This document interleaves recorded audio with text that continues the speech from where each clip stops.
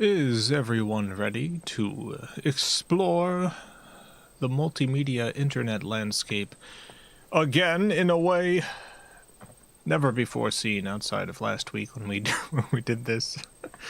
Are you ready to see more of the realm of data and information? Are you ready to dive deep into it and see what we can pull out of the waters with our bare hands? Hello, welcome to the Video Game Valley. It's a beautiful day today, a perfect 72 degrees out. We are continuing Dennou Hyouryuu multimedia cruising on the 3DO interactive multiplayer. Panasonic's 3DO interactive real multiplayer machine. FC 10. I think that's it. Yeah, FC 10. It's my birthday again. Happy birthday again, Robert. It's Robert's birthday once again. It'll be even more Robert's birthday in just a few hours. But no less Robert's birthday today. Robert's aged so much this past week. They don't all count as, like, aging, but it's all birthday. The rules of birthday change from culture to culture. You know, for a long time in, I believe it was South Korea, for a long time in South Korea, there would be a certain day that people would age. So, like, that day would come and every single person in South Korea was 1 year older. So, and you started at number 1, so you would be born, and you would be 1 year old already. And then if you were born the day before the changeover, that means that when you're 1 day old, you're 2 years old. They recently changed this, but it's because birthdays are a social construct. Robert's birthday is every day. And that's no less valid or real than anyone else's birthday. Well, let's hop into the internet. Here we go. I'm going to turn on the 3DO. Now, I must warn you. You're going to see so much data. You're going to see so much information and multimedia. This is going to create a craving in you for more multimedia experiences. You're going to you might get hooked on the World Wide Web. So keep that in mind.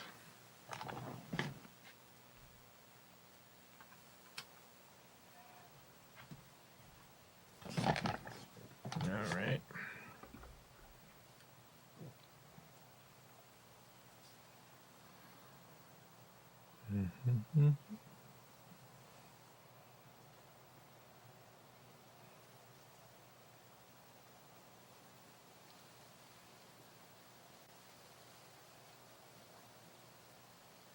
Here we go.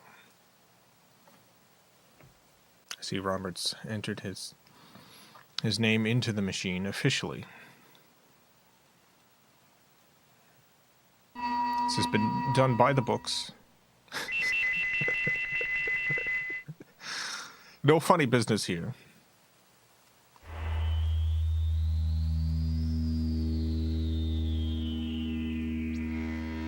Here we go. The cyber realm.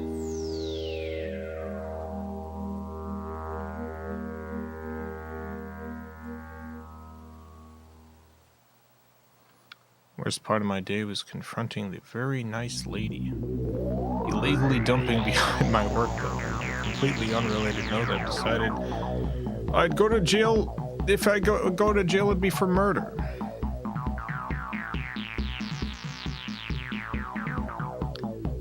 Interesting. That's us, by the way. Yeah, don't dump stuff behind. Dump stuff in the appropriate dumping areas. There are dumps you could bring stuff to. There's plenty of normal places to dump garbage at.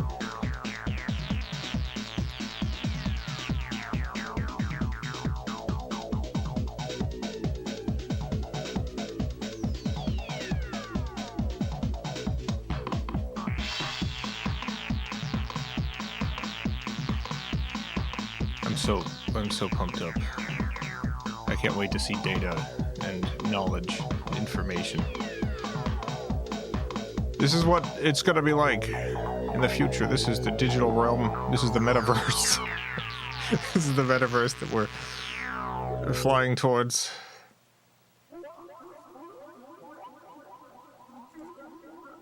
Now, what you had just seen was pre-rendered, but this is in real time now.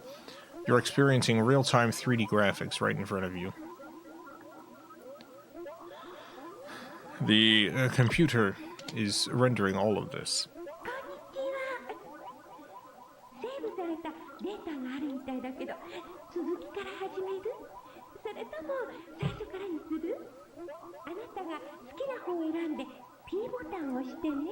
Mm-hmm.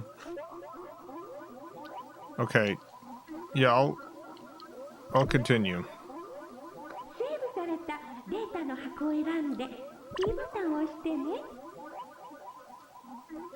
Here we go. We've selected data file 1. Here we go. To main pod. Let me get the case out because it has, has an information about the subpools. So last week we visited 3 of the 11 subpools. The subpools that we visited, and yes, this is. I'm trying to think. Lawnmower. When did Lawnmower Man come out? Because this might have actually been a very similar year. Lawnmower Man. No, Lawnmower Man was 1992. Okay, so that was a little earlier. That was a few years earlier.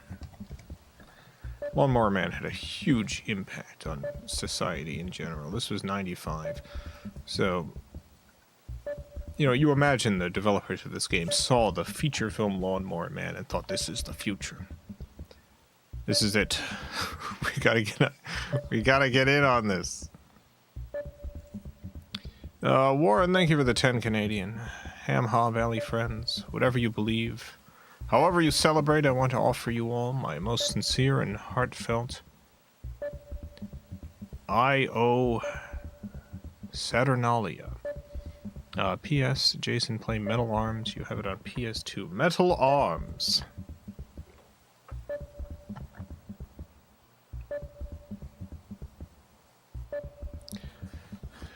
Have I played Metal Arms? I don't know that I have. Well, if I have it, I'll play it at some point, I'm sure. So here we are in the realm of the future. That's a fellow diver. We're diving.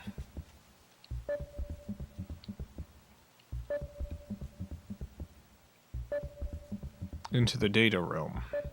You can see the other divers swimming around. We're also swimming. So ROMs, we saw ROMs last week. We also saw Net. And Zine. We saw those 3. We're going to move on now to, according to the case, particle music. Get ready. Particle music. Also, we found 4 of the 5 old men. This is the old man of saving your game. This is the old man of looking at the map. This is the old man of looking at the history of your browser history. This is the browser history. Remember to clear your browser history with the old man if you don't want people to see all the data you've been browsing. And this is the old man of speed. This man determines how fast you swim around in the data.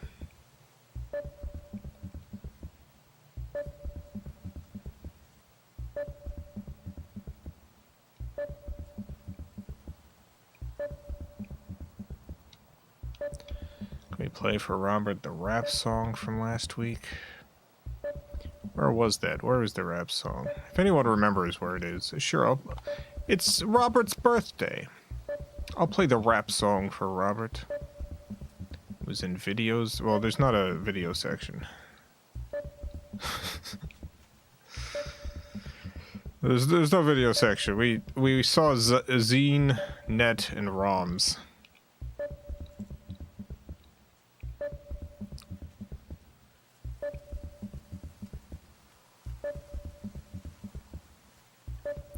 ROMs. Apparently it was in ROMs. We'll go.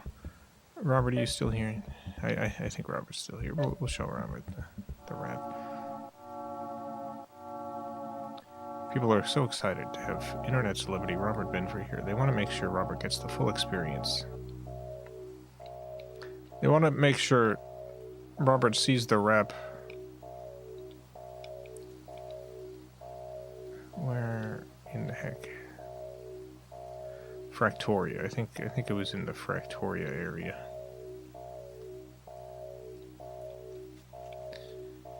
This might be it.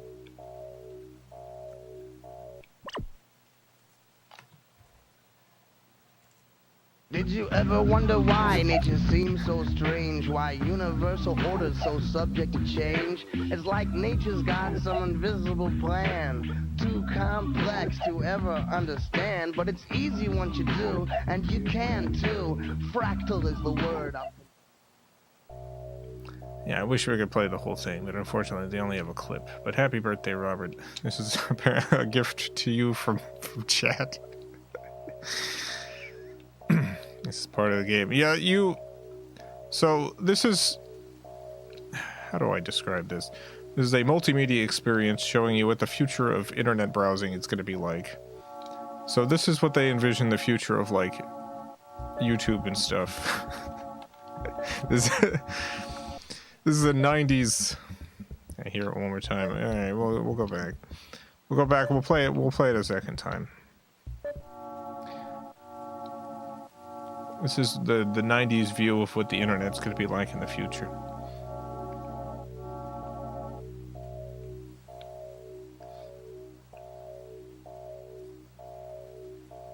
This is the real metaverse. The thing that I hate about the modern metaverse stuff is, like, you'll have Facebook being like, nobody's ever done this before. Imagine if you could view videos and read documents and stuff in a virtual space, a virtual 3D space. And it's like, come on, this is not a new this is not a new concept. This is an extremely old concept that we maybe did not move forward with for various reasons. Did you ever wonder why nature seems so strange? Why universal order's so subject to change? It's like nature's got some invisible plan, too complex to ever understand. But it's easy once you do, and you can too. Fractal is the word. Fractal is the word. No, I really wish it had the whole song in there.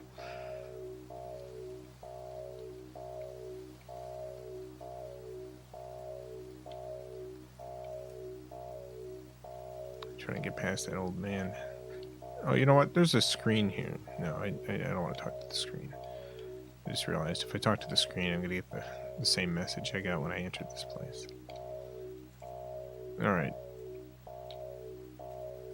This is how you exit. You have to find the warp hole and be the correct distance from it.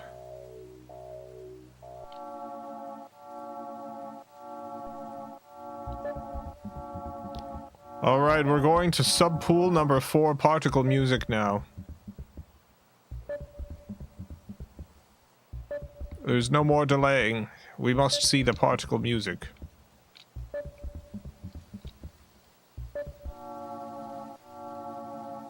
To the subpool.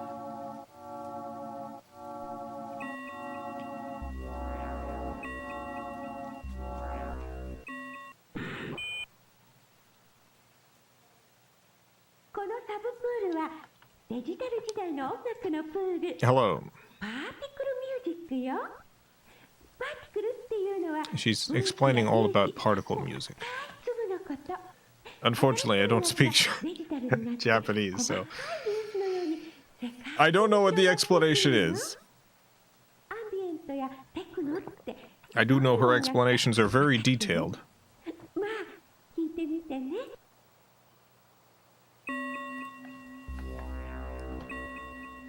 Alright, welcome to the world of particle music. Our first section here is Silent Record.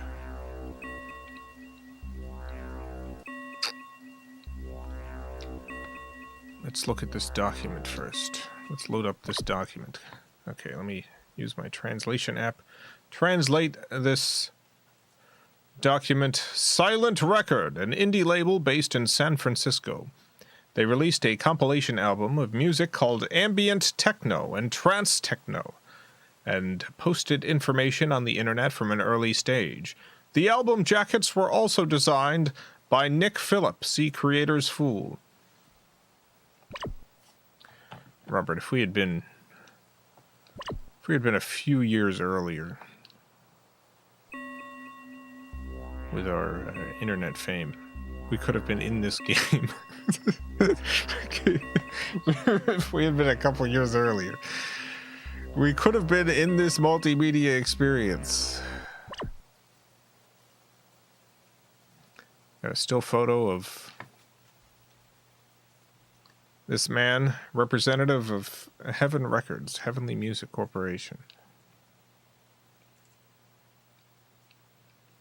This could have been a photograph of Robert. Imagine being immortalized like this. Let's see. Let's look around this guy. I presume this is this guy's office. He's got one of those trays that has important documents and stuff. You got one of these trays, Robert? Do you have a documents tray? Do you have a tray for your documents? It looks like there's even more documents over here. My God. And there's something by the window. That might be binders, perhaps filled with additional documents. This is a big documents guy.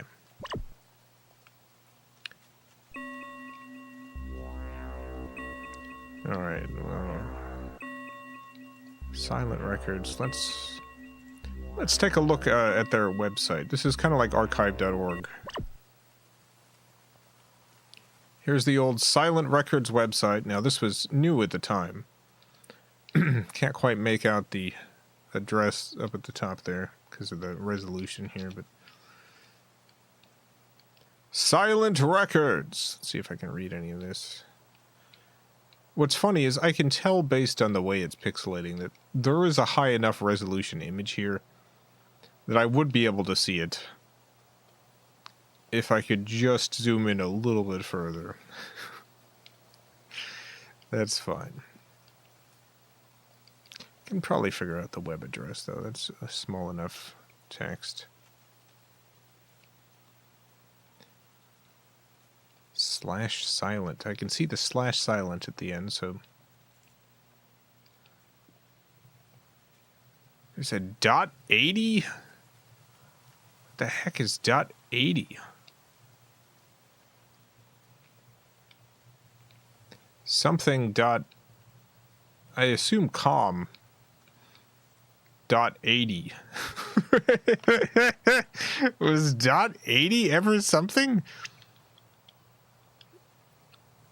What the heck is .80?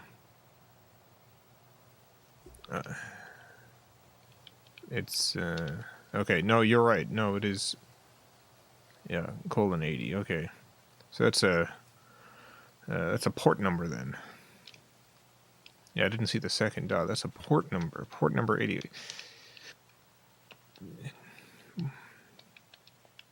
I know you have to enter port numbers if you're doing like non-HTTP stuff, but this is the website. You shouldn't have to put the port number. Rotate a little. Yeah, maybe rotating will help.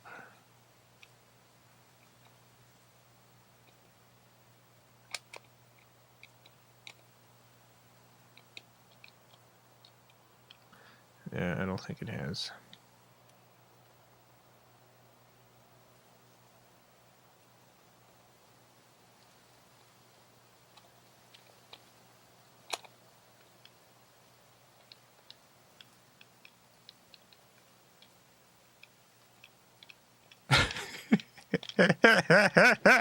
I'm trying so hard to figure out the website. I think the first letter is I. I-U-M something.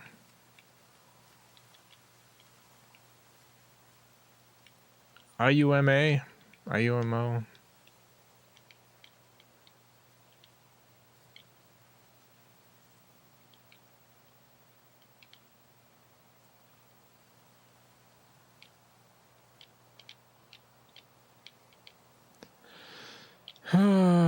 That's okay.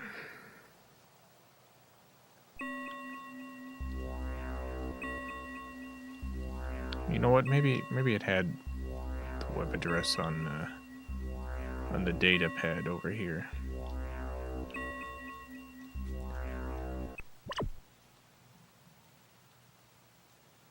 No.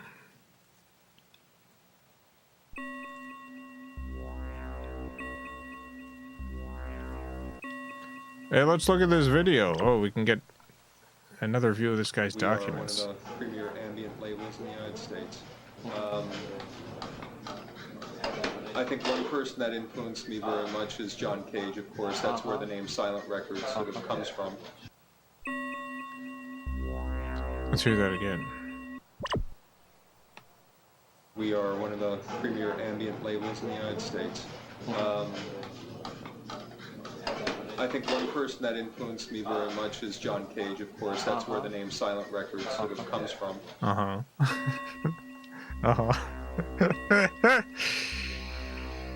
Alright, Johnny Cage. He's influenced by Johnny Cage, yes.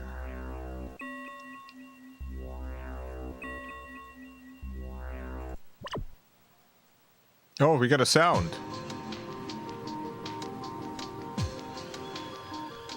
Wonder if this will get a copyright claim.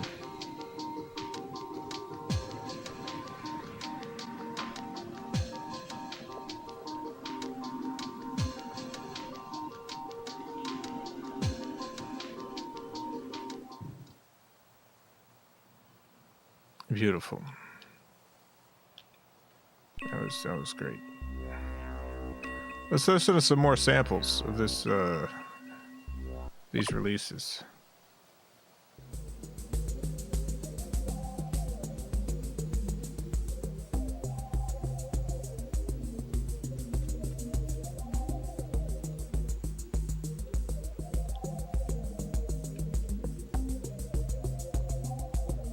Beautiful.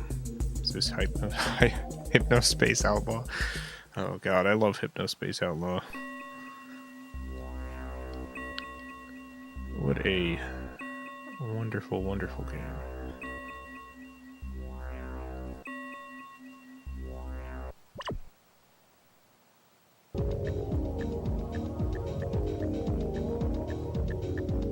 This is good stuff.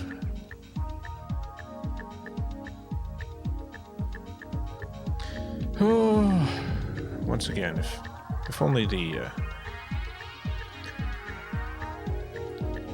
if only our careers had taken off just a few years earlier, I could be listening to Fish Stick Sandwich Burrito right here. I could be listening to some Robert Benford tunes.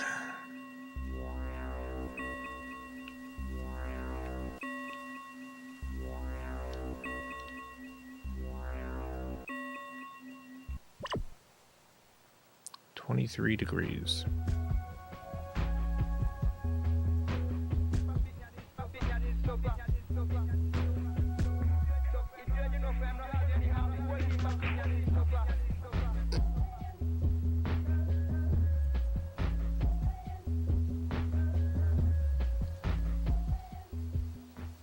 Music's still around on Apple Music, listed as Silent Records.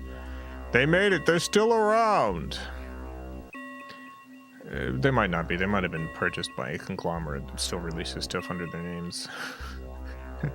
But I hope they're still around.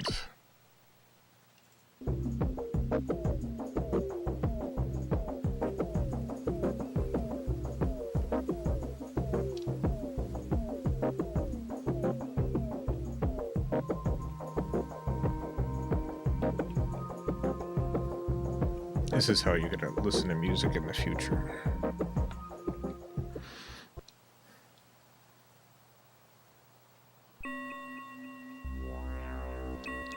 Rave party. Oh boy, things are about to really take off here at the rave party. Oh, what? Sick. Look at this astronaut. Look at this. This is great stuff. This is a great poster.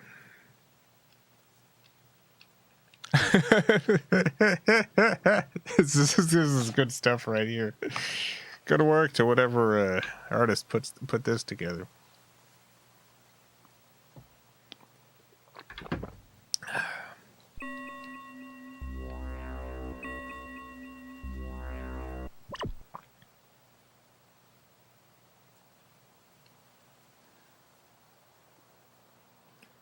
I want to see Josh.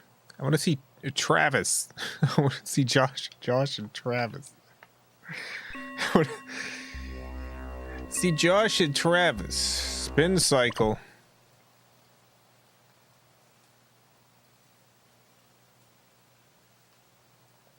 Sure.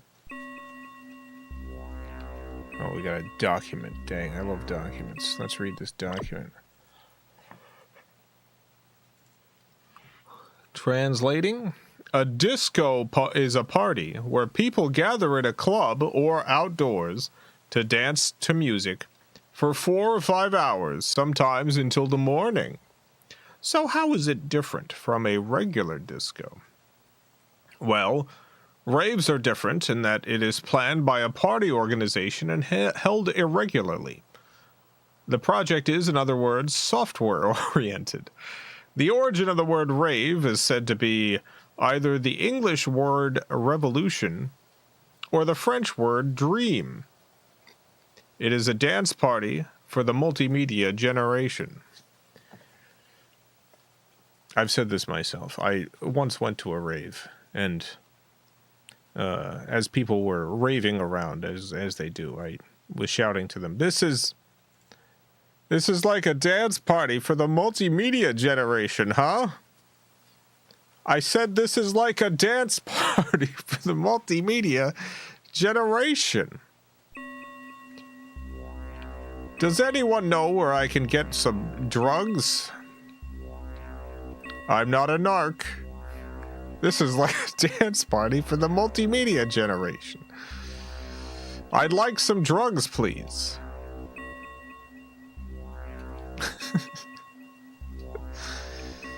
Air. There we go. Let's go back. Air liquid. Air liquid.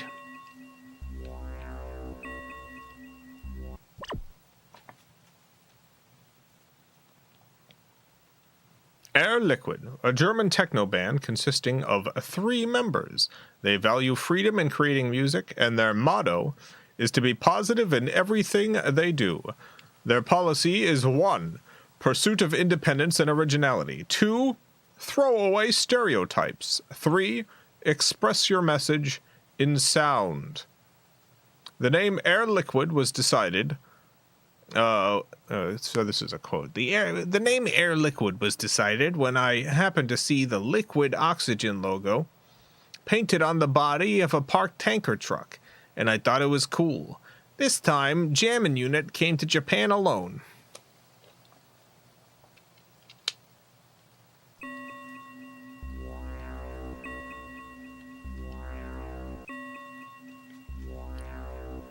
Air Liquid, baby.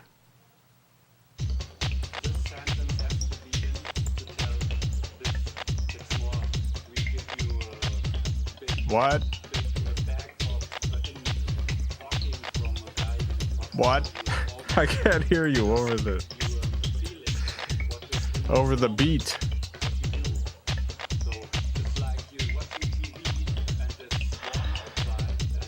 What? What?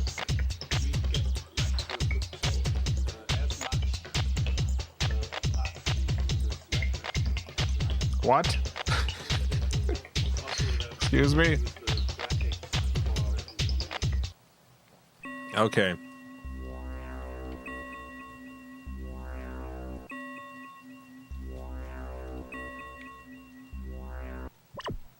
Air Liquid CD, here we go.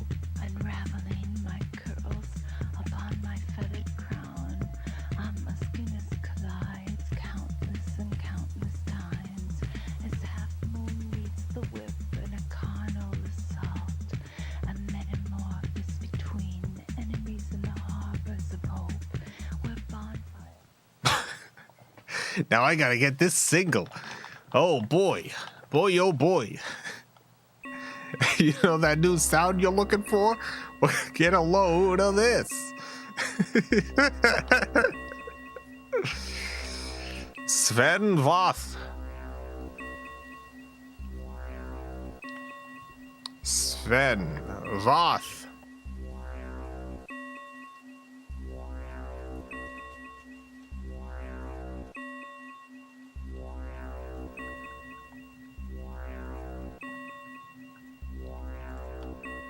All right, let's learn about Sven Voth. Know a lot about Sven Voth, huh? He is the owner of the techno labels IQ Record and Heart House in Frankfurt, Germany. He is also a famous DJ in Europe. Okay. Let's see. All about Sven. Here's Sven. And my message for you is keep the spirit, the house and techno spirit alive in Japan. Boom. I will. I will keep the techno spirit alive in Japan. I will do my best, sir.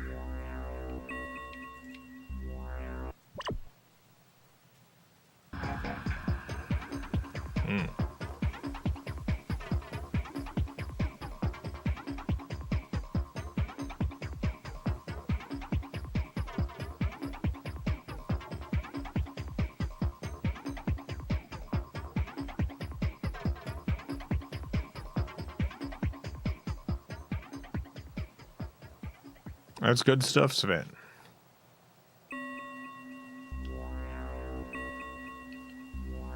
Good work, Sven. Susumu Yokoda. Let's read about Susudo Yokoda. Oh, we've swam past Sukudo.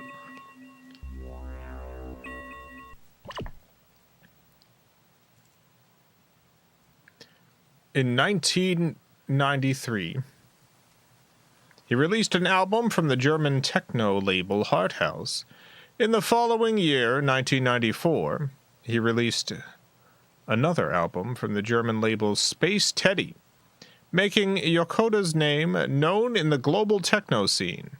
He is currently releasing an album from Japan's Sublime Records, and is scheduled to release an album from San Francisco's Silent Records. He is a member of the Japanese house techno label Ken Ishii. He is a star among musicians. Goodness, we got a celebrity here. Any cat vids on this thing? That's a good question. I'm sure there are. I haven't found them quite yet. コンピューターダメなんです。そうです。一番最初はリズムマシーンのおもちゃみたいのを買って、Wife is apparently a fan of this person. それ買って、Nice. あとシンセなんか可愛いの安いの1台買って、マルチレコーディングっていうのをしてたの。で全部生でレコーディングしたの。でもそれじゃあそういうねテクノみたいな音はできないなと思って、コンピューター使わなくて例えばディンシンクとかそのだけでつまみだけいじってやってた方がまあ楽しいことは楽しいんだけど、やっぱりコンピューター使って締めるとこは締めるというか、コンピューターを使うにはある程度は作った人の考えに従わなくちゃいけない。それが悔しいんだよね。一番のアナログってそこが面白いっていうのはあるよね。メモリーも何にもなくて、もう同じ音が二度と出せないっていう、一番生き物に近いっていうかね。デジタルはね違うですね。そのいいところもあるけど。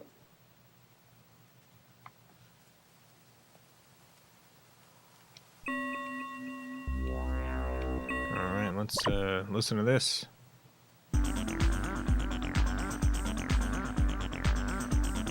Yeah.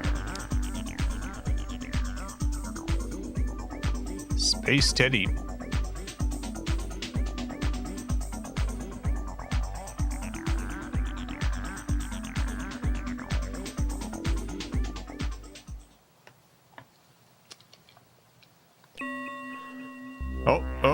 Uh-oh. Q is back. Q is returned. It's Q, everyone. We're gonna have to answer a trivia question.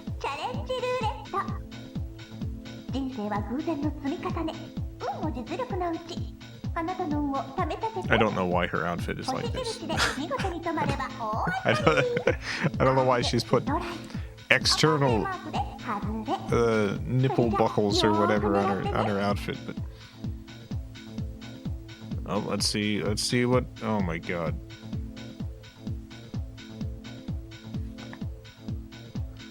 Is this roulette? Do we want to get the tongue? Do we want to get the star?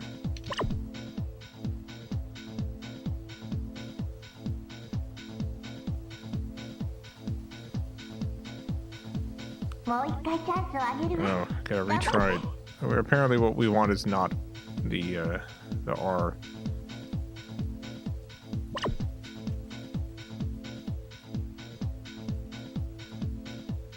Son of a gun, are you kidding me? Got the R over again? I just need anything except for the R. Oh, we got the tongue. You lost? Okay.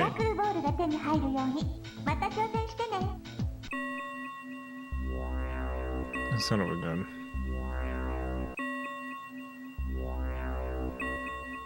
We did not want the tongue, it turns out. Connie Yee. Let's read all about Connie. Connie Yee. Let's see. Since 1993, Connie has been an active house, techno, and rave organizer in Japan's San Francisco and Italy, inviting artists such as Juan Atkins, Underground Resistance, Jeff Mills, and Dave Clark. I've created an environment that allows for sounds other than typical pop music to be heard. Connie wanted to integrate sound, light, and the people who gathered there to provide rave parties that were conscious of environmental protection and volunteerism. Brad, thank you for the $1.99. Imagine if the internet was exactly like this. I think it would be genuinely a better place. Here's Connie. Good work, Connie. Excellent work.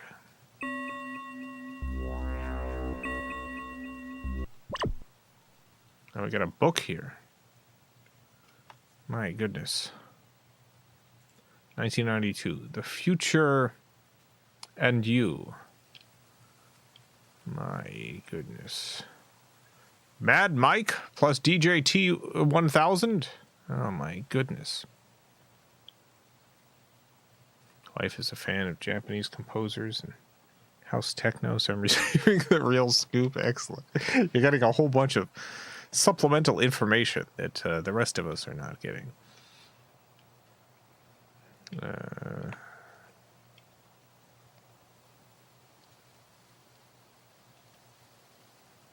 Underground Vision. Jeff's here. All right, that's it for the book.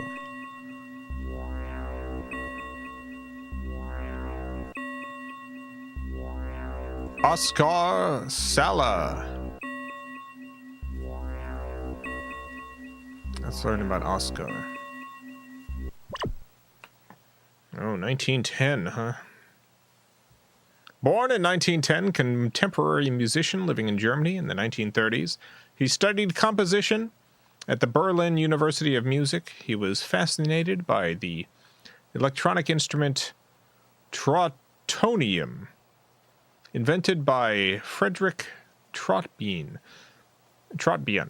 and had been composing and performing music on this instrument since before the Second World War until the present Kraftwerk. The father of techno music also had a strong respect for Zala.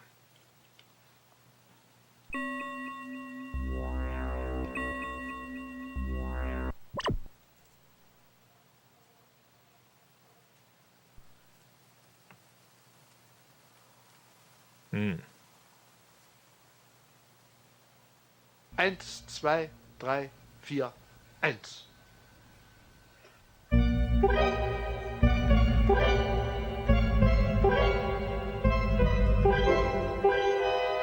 Unbelievable. This is great. Jesus. What a sound.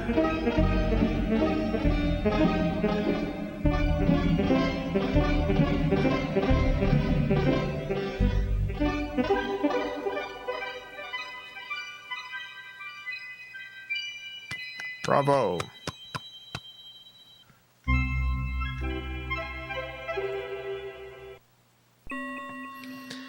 Oh, I wish there were more clips.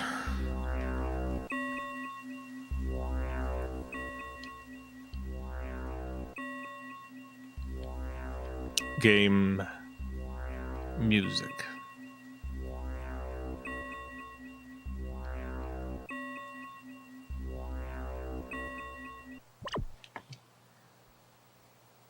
All right, game music.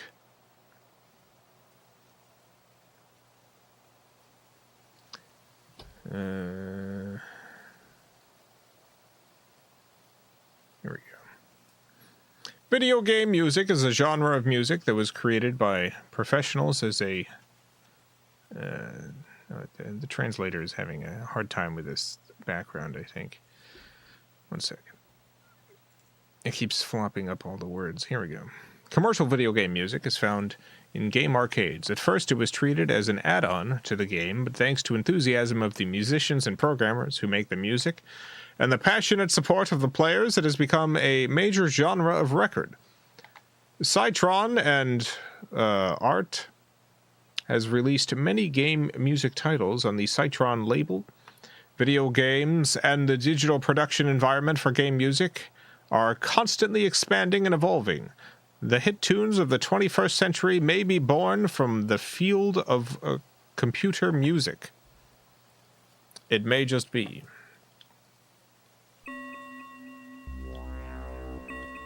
Let's look at these examples of game music.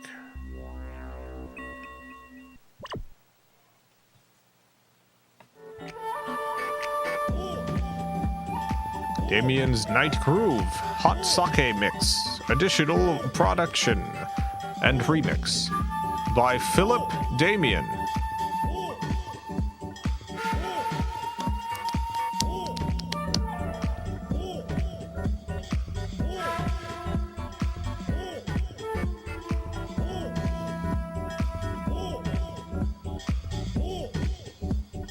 Ooh.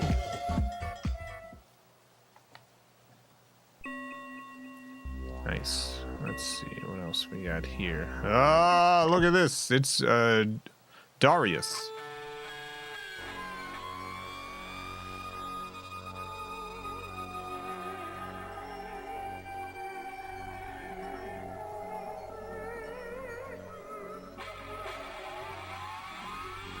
Excellent.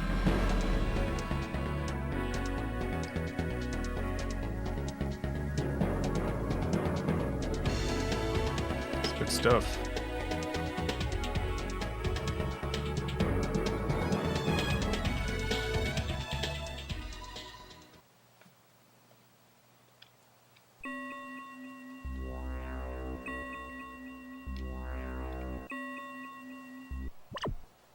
Dunk Dream.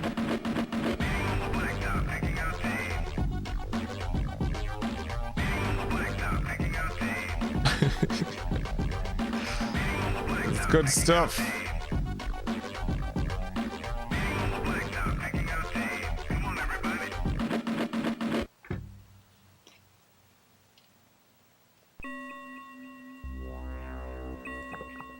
Oh, have we found the fifth and final old man?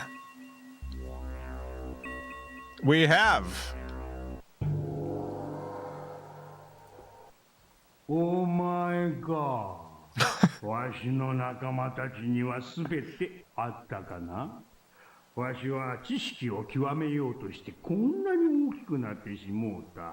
お前にはこのわしのすべてを教えてやる。わしが使う術は何でもかんでも知ってやろうの術、名付けてガイドの術じゃ。プールにはいろんなタイプのプレートが浮かんでおるじゃろう。動く映像のプレート、本のようなプレート、文章のプレート、音の出るプレート。お前もいろんなプレートを見てきたじゃろ。プレートのタイプ別にお前が何もしなくても一人でにプレートを見られるようにしてやる。例えば、お前が文字や写真のプレートをすっ飛ばして動く映像のプレートだけを見たいとするじゃろ。その時にこの術を使えばいいのじゃ。まずはその時にいるプールの中のプレートを全部順番に見せてやる。続いて他のプールのプレートも順番に全部見せてやるぞ。これがガイドの術、またの名を楽ちん術じゃ。楽をしたくなったらわしに任せるんじゃぞ。Okay, thank you, sir. Let me call up that old man again. See what happens when I select him.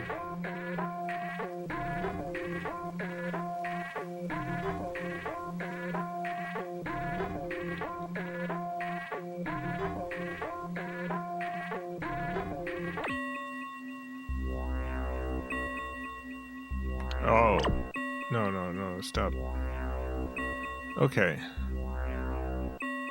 Apparently, you can autoplay some data and stuff, like if you just want to have this up. Browsing data on its on its own, you can do that. Thank you, old man. This would be a great thing to just have up as a demo for the future of technology. People pass by your store and they look in the window and they're like, what's that? Is that the future of multimedia?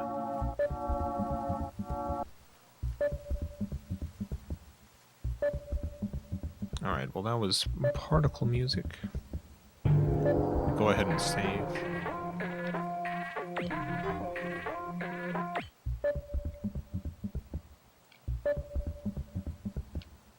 Let's go to High Tech Wizard now.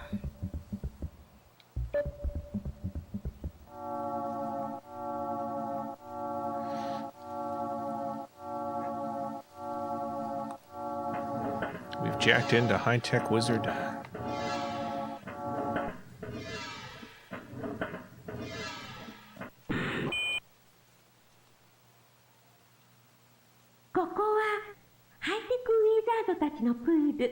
Right. ウィザードは魔法使い、コンピュータ時代の魔法使い。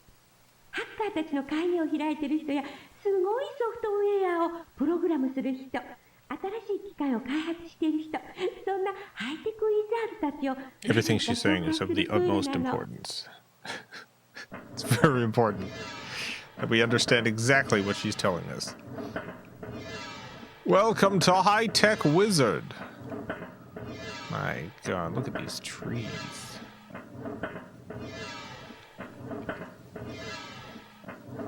High Tech Wizard. Roe R. Adams III. Sure, I'll read about Roe R. Adams III.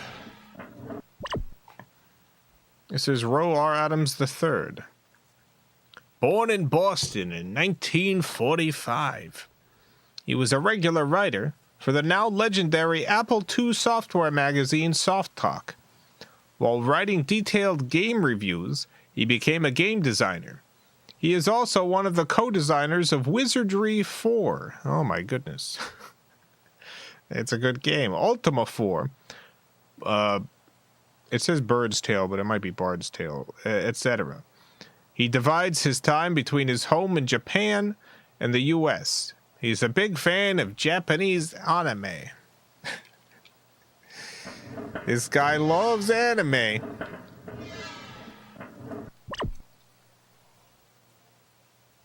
Sharing.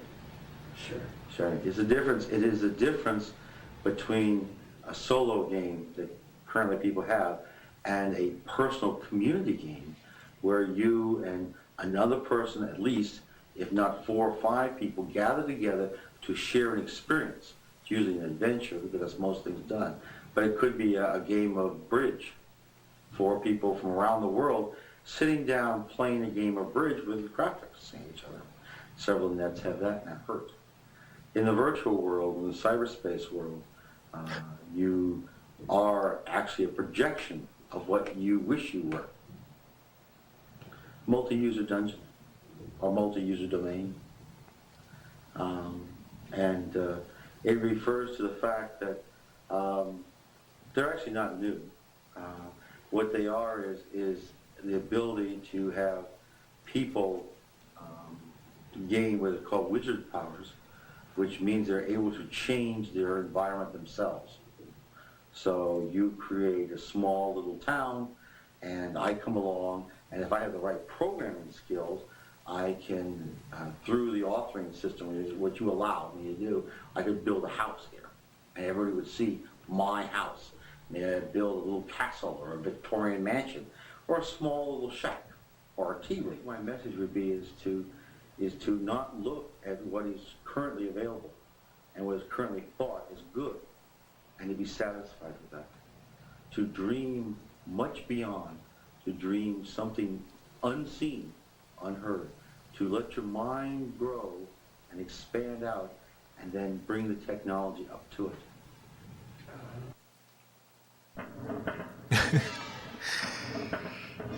It's interesting seeing people like this talking about this stuff. Talking about a bunch of stuff, like, in a way, like talking about it as if it doesn't exist. And then we're hearing it in a future in which it all exists. In which every single thing exists. It's all here now. We're here. We've arrived.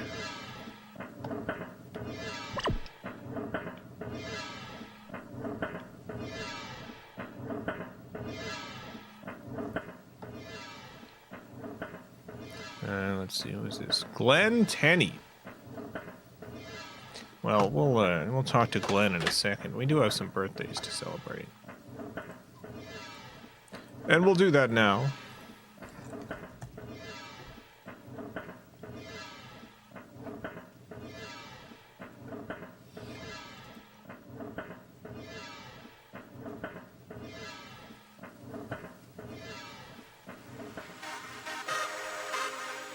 We've got 2 birthdays to celebrate. 2 birthdays. Alright, first up, it is Sean's birthday. Happy birthday, Sean. Let's see what the machine has to say to Sean.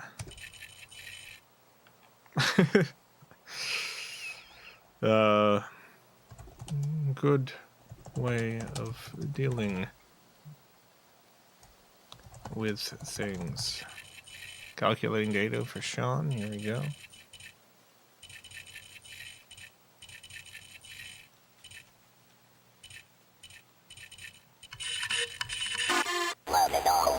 Data has been calculated. Let's fill out your birth fate card. What is your luck number for the year? It could be any number. That was a lie, by the way. But your number is 2,588. How about your letter? Interesting. It's kind of like one letter is kicking a pile of other letter. How's the weather? Baguette tossed into the sky. Any of this hatch an egg? No. We got a poem. Birthday Machine has written a poem just for you, Sean. Here is your poem. A dove a tasty shoemaker. The dove expects, the shoemaker forgets water. Compassion. Compassion. Shake compassion, shake anger. Shoemaker, anger. Now that's a poem right there. Beautiful. Oh, you did it. You have a birthday secret. There is no goose as Big Goose, in spite of the rumors. That is the secret. Don't let anyone know. Birthday machinists look to the stars, determine that your friend constellation is the Land Magician. Enemy star Zeta Estella number 5777. Has there been a cosmic event? Let's look at the data. Let's look at those charts. No. Oh, we've got some music now. Birthday Machine has written a song just for you, Sean, and we're all going to sing it. Join me if you can. It is birthday for Sean, and birthday here right now, Sean. The sea doesn't know you, the boat we named Sean. Birth honk bird for our Sean. It's a love for our Sean. The fish god can see you.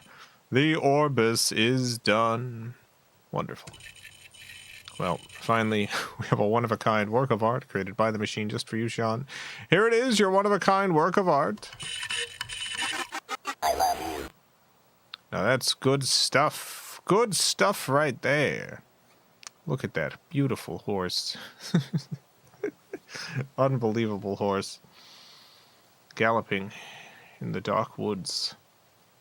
The sky cat attempts to deliver the cake, but will it happen? Happy birthday, Sean. I hope you have a wonderful, wonderful birthday. And many more.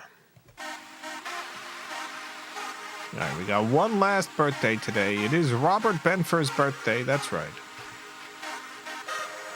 It is officially one of Robert Benfer's many birthdays, but the main one. Happy birthday, Robert. Here we go. Let's see what the machine has to say to Robert Benfer.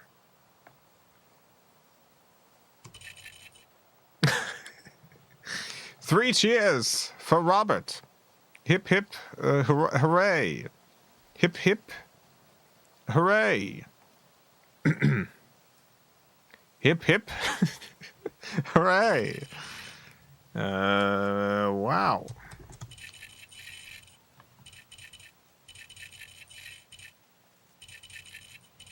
Calculating all of Robert's birthday data. Here we go. All right, let's fill out your birth fate card, Robert. What is your luck number for the year? It could be any number. Really any number at all. That was a lie. It couldn't have been any number. But it is 191. How about your letter?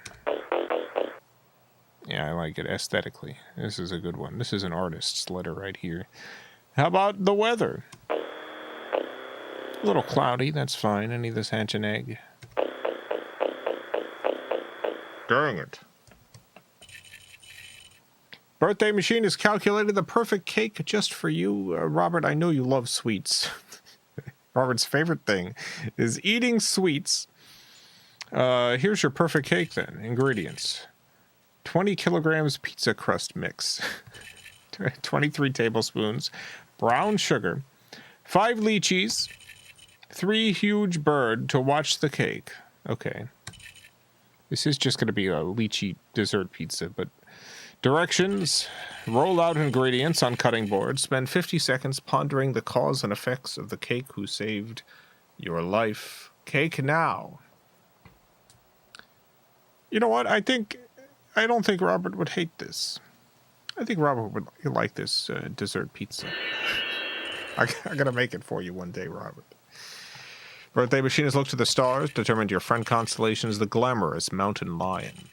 Enemy star Upsilon Leo number 3349. Has there been a cosmic event? Why, let's look at the data. If possible, let's look at the charts. No. Gather round, everyone. It is time to sing. To who? Robert Benfer, of course. Join me, if you can. Happy has begun, Robert Benfer. Celebrate our pal, Robert Benfer. It's fine to have secrets. We hate to say Robert Benfer. Oh my goodness. It is beep and boop, Robert Benfer. Thieves surround our poor Robert Benfer. No matter the danger, this juice, it tastes wrong. What have you done with the juice, Robert? Finally, we have a one-of-a-kind work of art created by the machine just for you, Robert. Here it is, your one-of-a-kind work of art.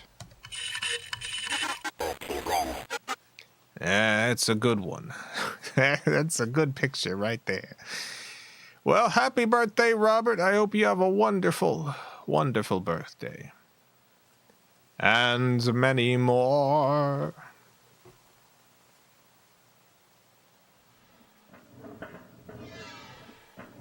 Well.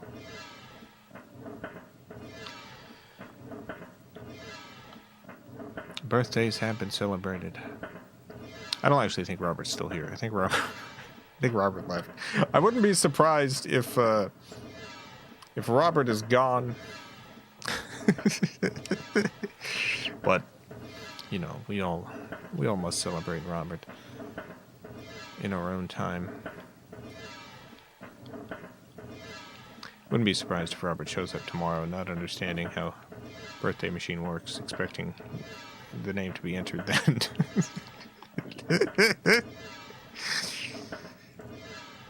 All right, let's.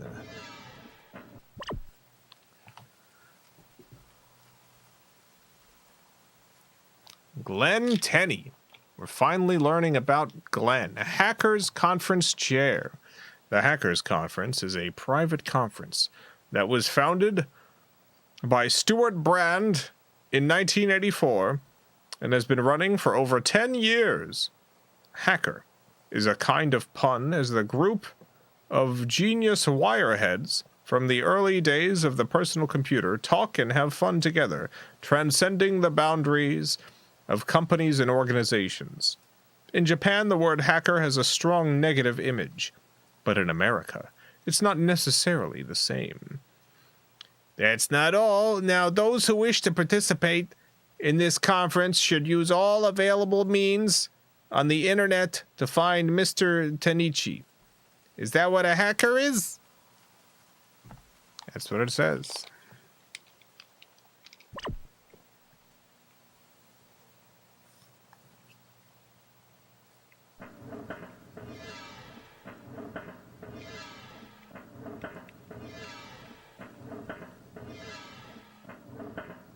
This guy's a hacker, all right.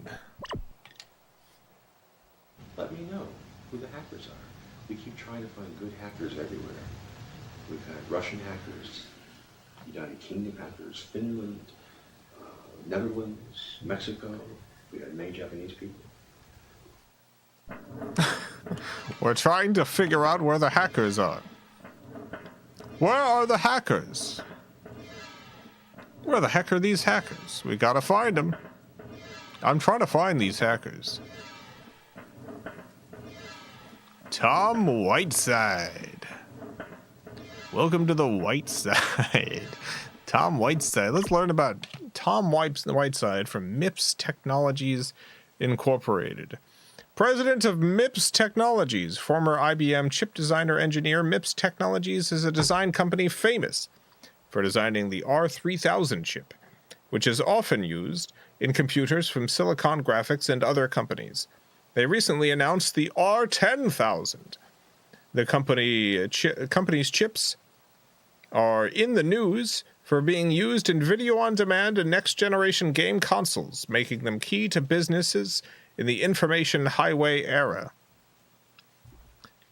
I wonder how much it costs to get a R10000 chip right now. I am familiar with MIPS chips. Let's see. R10000. How do I get my hands on one of these?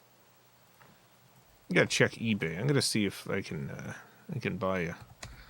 Because this is cutting edge stuff, and I don't want to use a regular old 3000. I want the 10,000.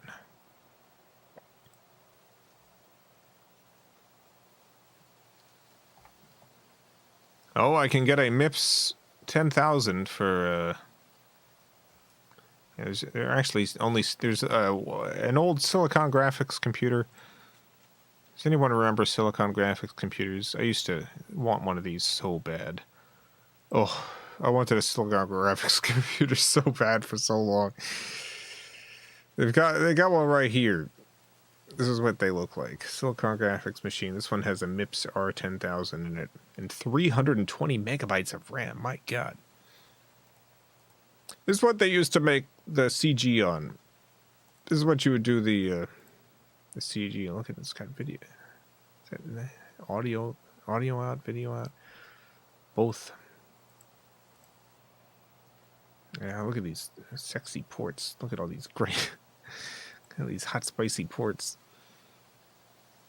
$700. My dream could finally happen. I could get. You have a Silicon Graphics machine. Can also get just a MIPS 10,000 board, 250 megahertz. My God, this could run some stuff all right. Cutting edge. You need a Silicon Graphics machine to run stuff like Maya. I remember when I went to tour the college that I ended up going to. It was a technical school in Florida, largely a scam, in my opinion. Full Sail. I went to their 3D modeling department, and they had a whole bunch of Silicon Graphics machines there running Maya. I was like, my God, the power in that. The power you need to run Maya. You can't just run Maya on any old computer. If you want that to run right, you really need a Silicon Graphics machine. I want to hear what this guy's got to say. The MIPS guy. My name is Tom Whiteside, and I'm president of MIPS Technologies, Inc., which has been part of Silicon Graphics for about 2.5 years now. And what we do are the microprocessors that are the brains behind a lot of the world's fastest computers. We're very proud of, for example, our R8000 microprocessor that was announced in June and set the world's record for high-performance floating point, and is best. The three real keywords for us would be, first one would be fast, right? Because we're small, and the reason why people use us is because they get something special, which is fast. They sure do. The second one would be open. Again, we have a licensing model that makes it very easy for people to obtain this technology, and then companies compete Tell me for more. the privilege of selling. About the open licensing open would model. be the second one. That's one of our strengths.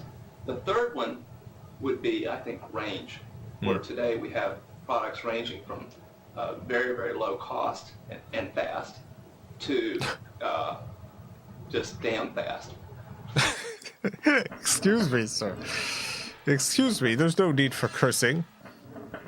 I know you're excited about these products, but geez Louise.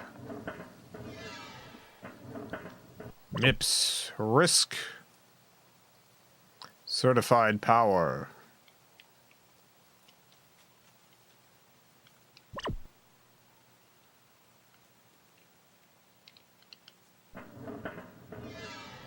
Oh, yeah, let's look at this ding-dang chip. Oh my God.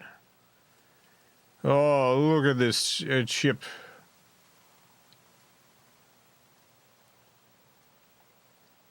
You plug this baby into your Silicon Graphics machine, and you're going to be rendering so many polygons.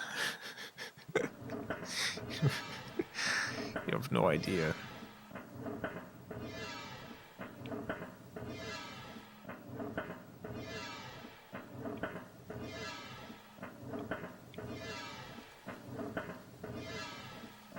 Sugen and Takeda.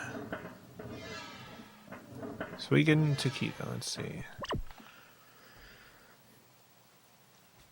Takeda Sugen, representative of Yahagi Shoten, born in 1950, In the late 1970s, he served as editor-in-chief of the hardcore occult magazine Chikyu Roman. And in 1982, he established Yahata Shoten.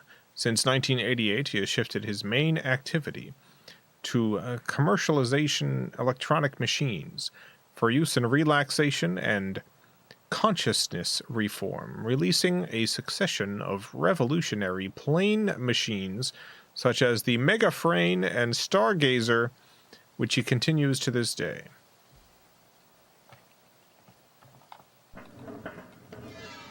I need to get one of those. Update on my brother. Got out of rehab, went into an engineering program. Now he works at the local airport servicing airplanes. Well, I'm glad rehab was successful for him. He's landed on his feet.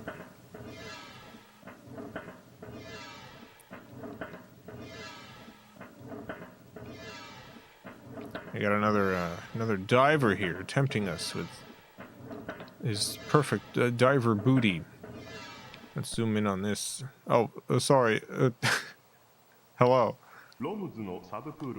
I wasn't staring at your diver booty.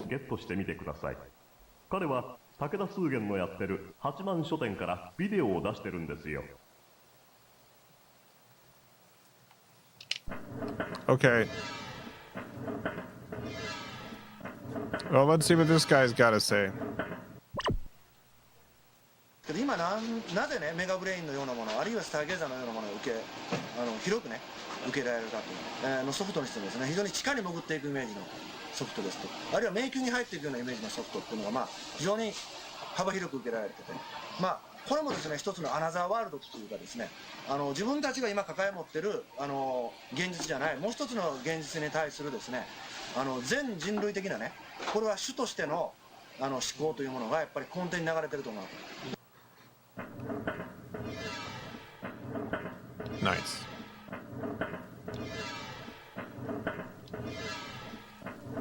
Hachiman Publishing Incorporated. Whoa! What is this? What in the world? Mega Brain? Oh, I don't know about this. This might be too powerful. Whatever this is, it might be too powerful. I don't know that I could deal with the Mega Brain.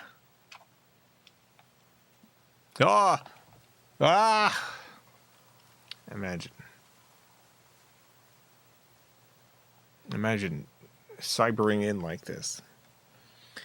What was that toy they used to sell this in the 90s or early 2000s at like Toys R Us? It looked like this, and you played games on it. It had a name like R something. R Zone, that's it, yeah. Is this just an R Zone? Is this an R Zone? I thought it couldn't possibly be an R Zone until I saw the red. Is this an R Zone?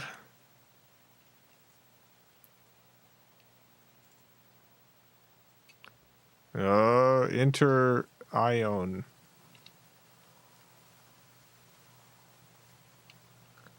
I kind of feel like this is an R Zone. I'm going to look up what the R Zone looks like.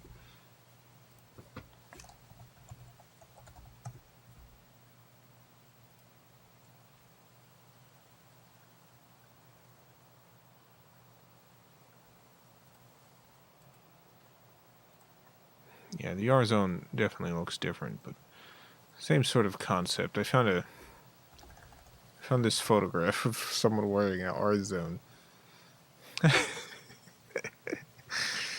This was the future of gaming, baby. I really wanted one of these. I really wanted an R Zone. I do not think the R Zone was very good, but I did want an R Zone. I did want an R Zone.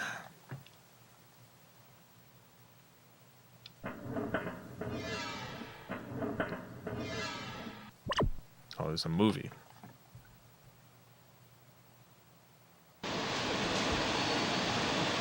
Whoa, whoa, whoa, whoa. これをまあこういうふうに、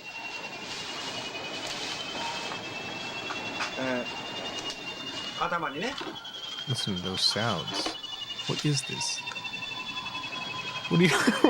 what is this? かぶりまして目を閉じればですね。いいですか？このように閉じた音楽の裏にですね、不思議な光の映像が僕らはまあこのスターゲーザーっていうのはもうもはやブレインマシンではなしに新しいその聴覚と視覚が連動する総合感覚芸術です。それを生み出すためのツールだっていうふうに捉えてるわけです。Is this just a band you put around your head that flashes lights and makes sounds at you? I can't tell what this is.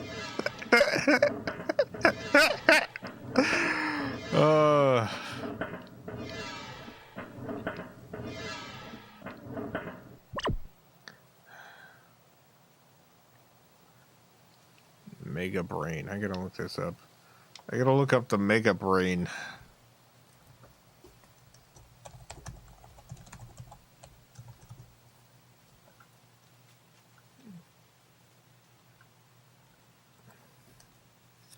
No, the wrong thing. The wrong things are coming up for Mega Brain.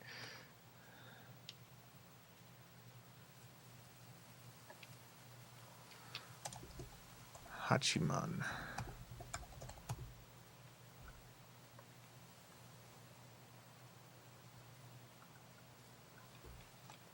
What was this guy's name?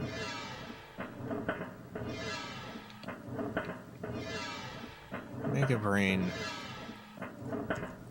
Vegan Takeda.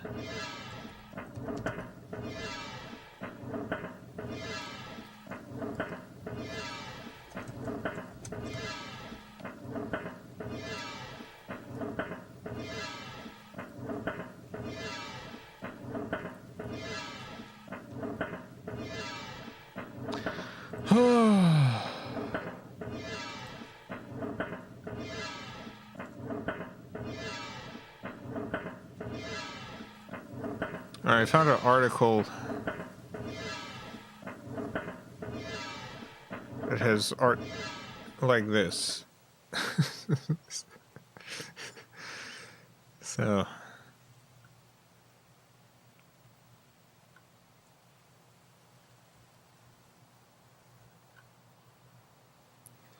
I feel like whatever this was, it probably was just a bunch of flashing lights and sounds and stuff, and it told you it could unlock some sort of psychic powers or something. I feel like whatever that was, it was probably a scam of some kind. Lior Sar. Oh, let's learn about Lior Sar.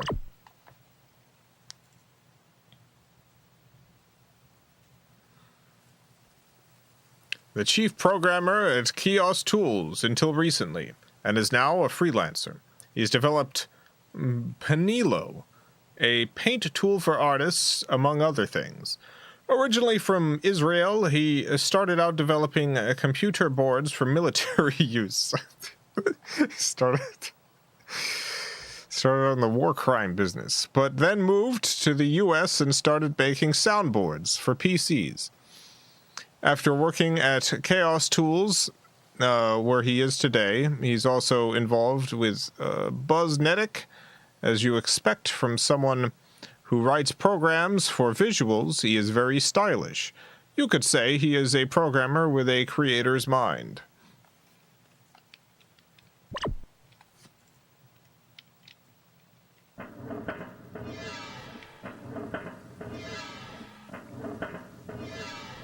Oh, how mysterious. What a mysterious shot right here. I need to do a headshot like this and put it in the back of the novelettes I released.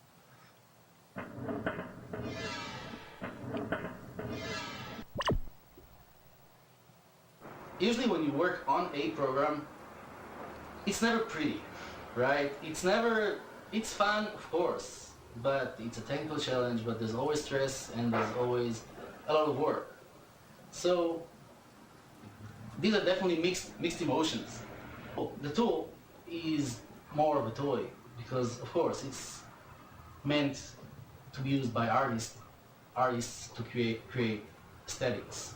Algorithm represents a thought, then right there you have a more intriguing entity because I'm sharing a thought. I'm very, very happy when the algorithms come out aesthetically pleasing. The program takes all different forms in front of you as you go through it. Sometimes it looks flat, sometimes you look at the screen and you feel there's like an immense depth there, not endless, but immense and totally a confusing depth in there. Yeah, man.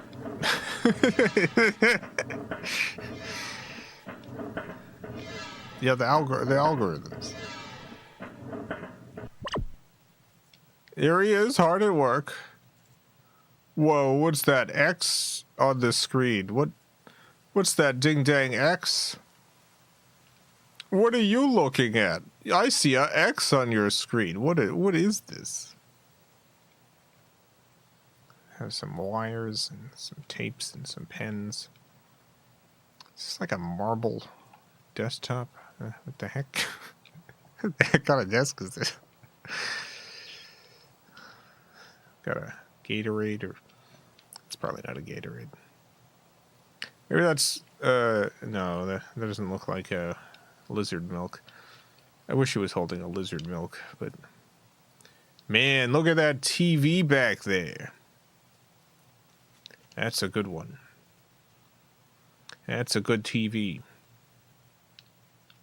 Boy, I'd love to get my hands on that television back there. It's a good looking it's a good looking television.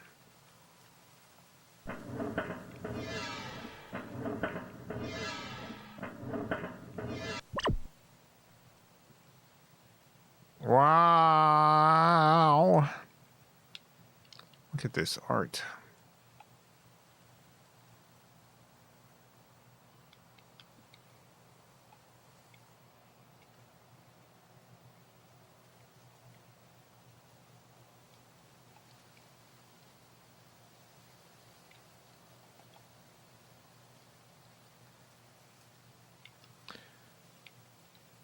This is the beginning of a new era in digital art.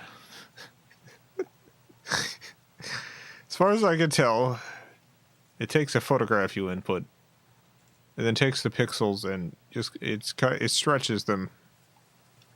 It does stretch them. Oh, look at this. Blue. This is this is a great art right here. Blue. Yeah, we need more. We need more renders like this. We need more 3D renders such as this. I used to make renders like this. I had a couple of different 3D programs on my iMac. I think I had a second generation iMac. It was very early in the iMac days. It's a blue one, a blue iMac. You've seen it if you've seen the Detective Heart of America movie. And my mom got me 3 programs by this company. I forget what the company was called at the time. These programs have since been sold and resold to other companies, but it was Poser, which is still around, still being made by an entirely different company. Bryce 3D, and then a third program that I had a hard time figuring out that was supposed to convert photographs into 3D environmental models, but barely worked because it was extremely early days for that sort of stuff. I did have fun with it though. You would enter a photograph, and then it would analyze the photograph and create a 3D model off of it. Something that like your phone could do now without any problem. But let me tell you, back then it did have problems. It had a lot of problems doing it correctly. Coran, thank you for the $2. Simpsons premiered on Fox 35 years ago today. 35 years. The Simpsons. Blue. Blue, blue, blue, blue, blue, blue, blue, blue, blue, blue, blue, blue. Blah, blah, blah, blah, blue, blah, blah, blah, blah.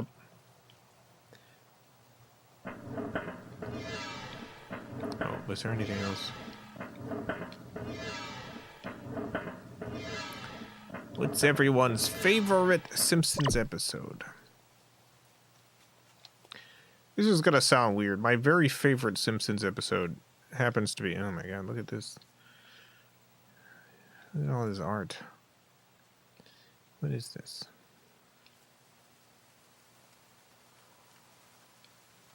Not enough Marge-centric episodes. This is true. My favorite episode is the very first episode I ever saw.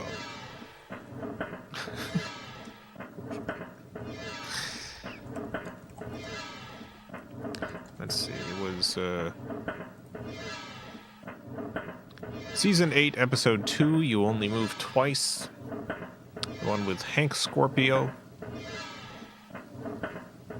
Aired November 3rd, 1996.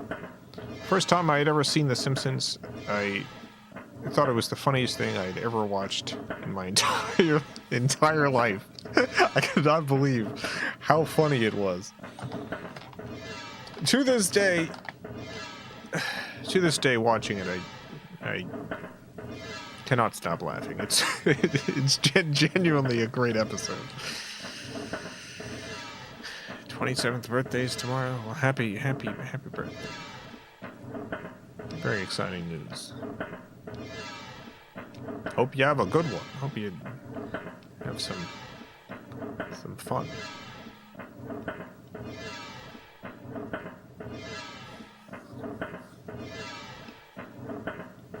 Brian Hughes. Is there anything else we missed over here?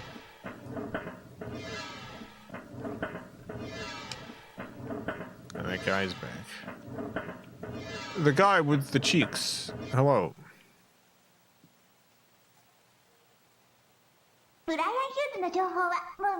Oh, it's someone else. My apologies.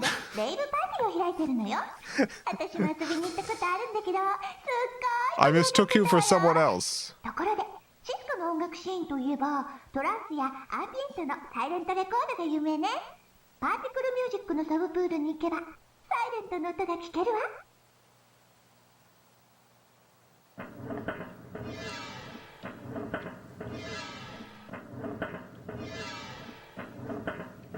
Brian Hughes. Alien Dreamtime.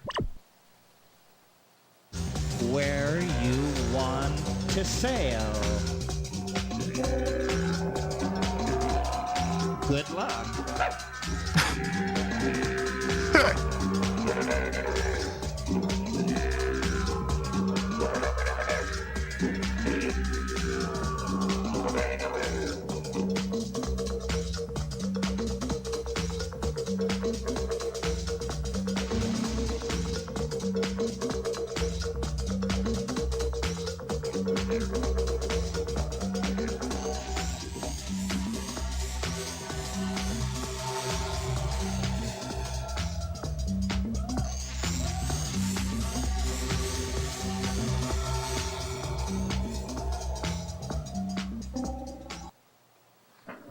Alright, yeah. Can I tune into the show anywhere? I'll tune into Alien Dreamtime. What is even Alien Dreamtime?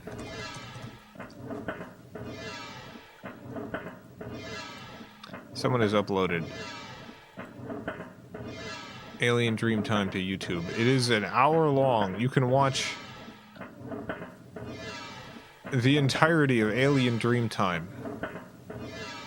on YouTube. I'm scrolling through it, it's all like that. It's an hour long, and you can watch the entire thing on YouTube. It seems to be like an album. Multimedia event recorded live on February 27th, 1993. The Alien Dreamtime. Yeah, you can watch the whole dang thing on YouTube. Let me read about this guy.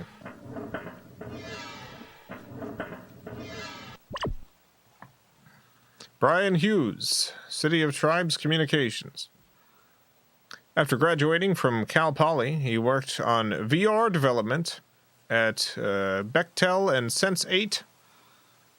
He also hosts rave parties called Toontown, has indie labels such as Zomagic with a K Records, and produces videos that visualize the visions of Terrence McKenna, Brenda Laurel, and others.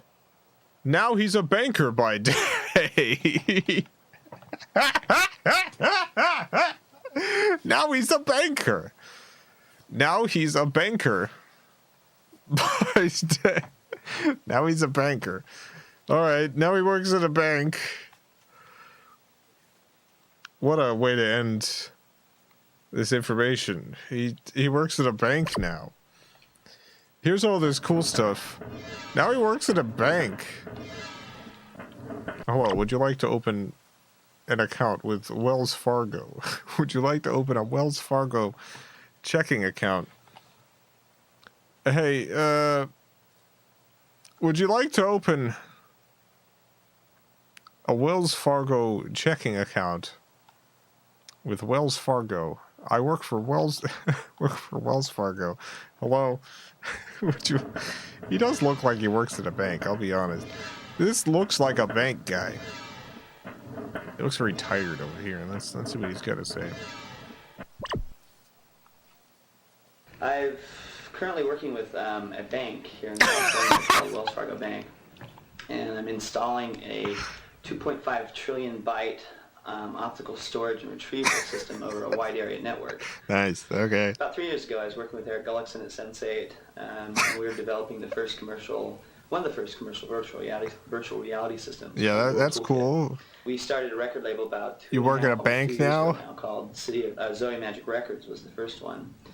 That led into City of Tribes Records, and then on into a multimedia company called City of Tribes Communications, who were presenting the technology, failed to recognize some of the social constructs, some of the social behaviors that are inbred into us. They're built in, like cultural differences, cultural biasness. You know, it's not so much that people don't want to have a better life, people don't want to like empower themselves or expand. People are sometimes afraid of change. Technology is going to save the world. Very deep. But it's not technology that saves the world, it's people. Yeah, man. You do work at a bank now, though, right? You work. Don't you say you work at a bank? How did that happen? How do you work at a bank now? How do you move from all this to a bank? Where's the? It's just at a bank.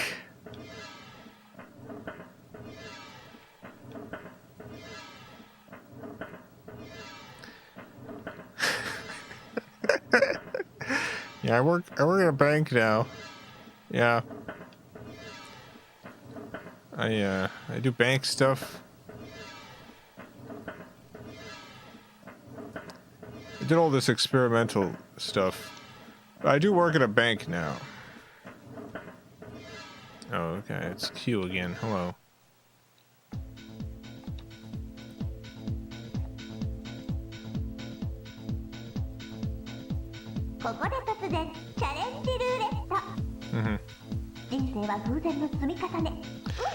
You're gonna give me a dastardly quiz?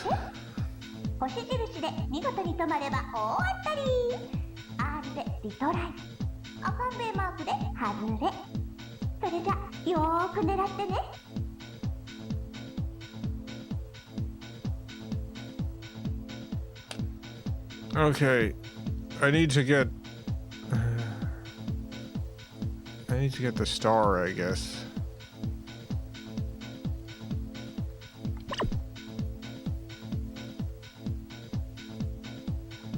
Dang it, we got the tongue.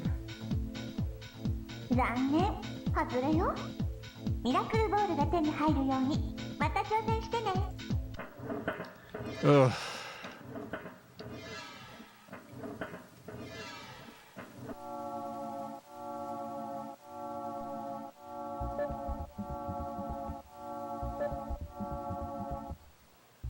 Alright, well, that was High Tech Wizard. We say it before her. I'm hoping that we'll get another chance at some point for some of these. But, you know, we're doing our best. V-Ream. V-R-Eam. V-Ream. It's time to go into V-Ream. This is subpool number 6. Subpool number 6, V-Ream. I don't know what V-Ream is, but let's find out. We're going into the world of V-Ream.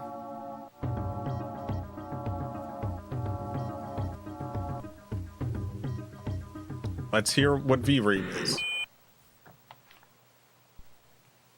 このサブプールはバーチャルリアリティのプール VREAM ブリームバーチャルリアリティの VR とドリームをくっつけてブリームっていうの。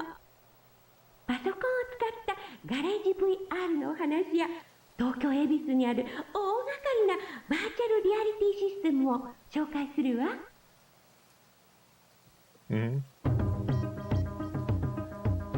Nice. Alright, well here we are in V-Ream. Oh my god, look at this. Nice. this person using VR. Excellent. This is the future. Virtual reality. Alright, here we are at the virtual factory. Oh, the butt. Sorry for calling you the butt. The butt.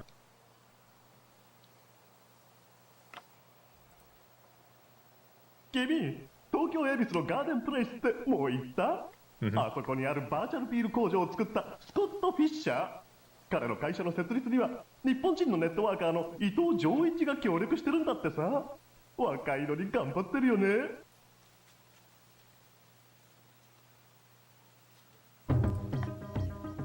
Okay.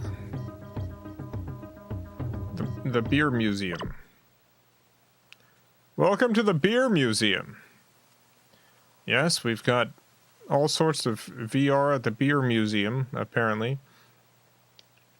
Let me see if I can translate this text. This virtual adventure is limited to 13 participants at a time. One person is chosen as the captain, and the remaining visitors form a group and enter the grounds. The captain's movements are transmitted to the crew on their monitors as realistic 3D images and sounds. I hope we get to see some of these realistic 3D images. Oh, please. Okay. It's just this guy. This is not realistic 3D images and sounds, but that's okay. Let's read the text here. Scott Fisher. He is known worldwide as a researcher of virtual reality, 3D images, and interactive display environments. Since the 1970s, he has been proactively involved in research and development of VR. In the BO's Rama and NASA Ames Research Center head-mounted display and data gloves from the middle of the Pompidou Sen based on animal ecology. Yeah, I think the translation app is messing up for this. The text is too pixelated. VR installations also attracting attention in the entertainment world. Access. Access from Aibu Station on the JR Yamanote line or Asu Station on the Hibiya subway line. Take the moving walkway to the Garden Palace entrance. Hepilion. It is a 3-minute walk from Hepilion. Okay. We've just been given directions somewhere. That's the last page, so we don't get to see those 3D images, which is too bad, but...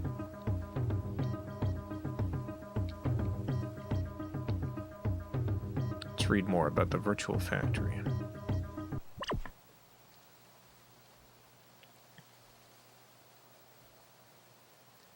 Yabaisu Garden Palace Virtual Brewery.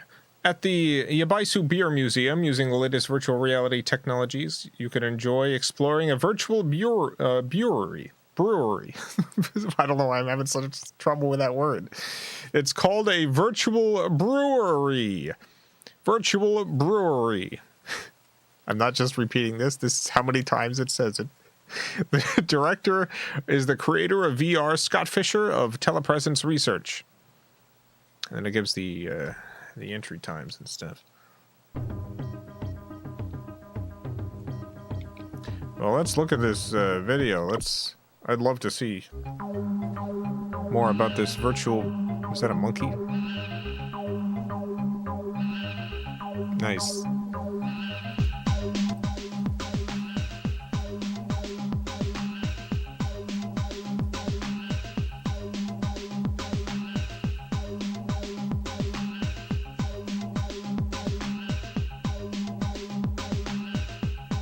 Wow, look at this. Oh my god.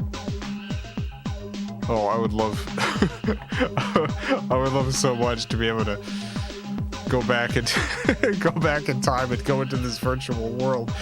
Oh. I wonder if any of this is still saved. I wonder if any of this is still accessible in any capacity.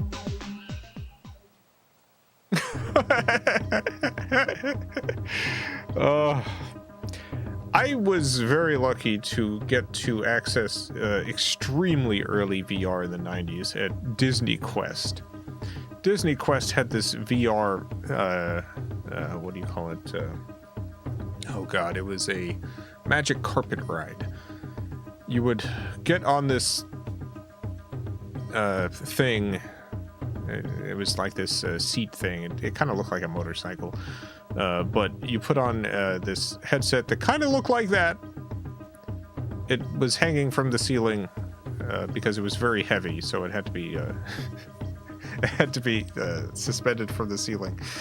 And you strapped it onto your face, and you were in the virtual world of Aladdin on a magic carpet that you would fly around with the other guests. And boy, it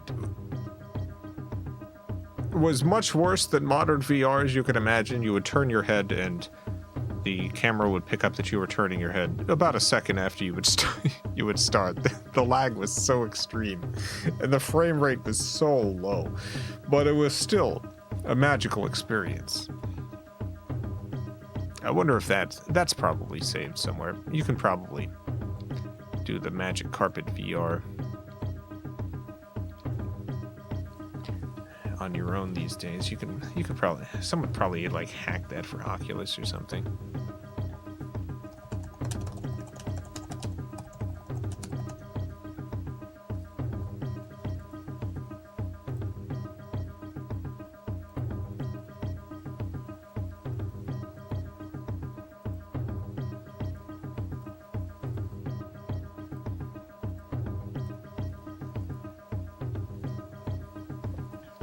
Someone's created like a whole presentation video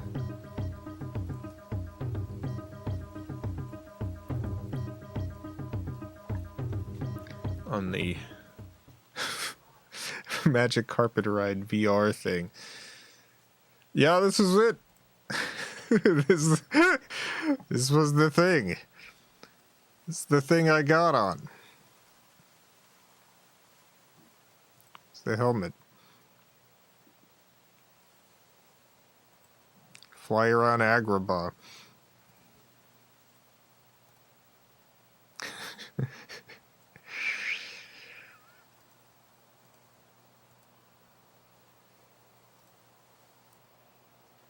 Yeah, good stuff.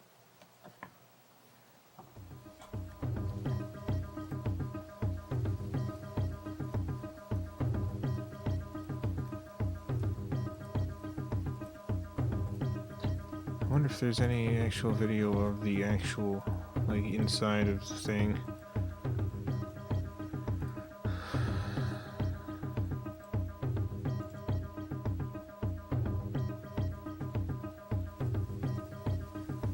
No. Unfortunately not, but there is this video of people putting on the headsets and stuff. Yeah. Hey, it was Gary. No, wrong button. You see that? That was Gary.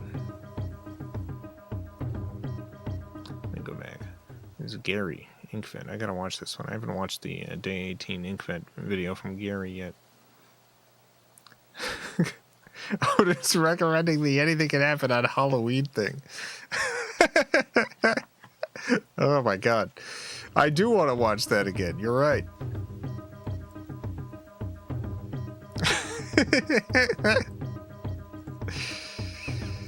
Oh.